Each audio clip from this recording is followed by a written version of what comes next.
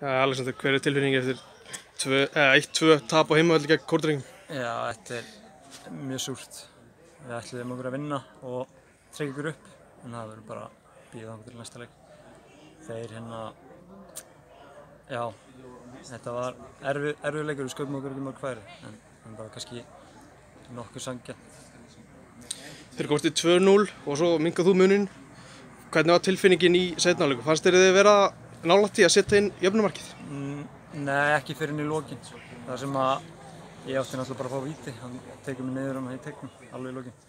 En fyrir utan það, í seinni hálfleik voru bara vallan einn færi, bara baráttu. Hvernig fannst þér dómgæslan svona heilt yfir í leiknum? Hann var alveg fínn sko. Þetta var ekkert, það hallaði ekki á neitt liðið, við getum bara sjálfum okkur kennt.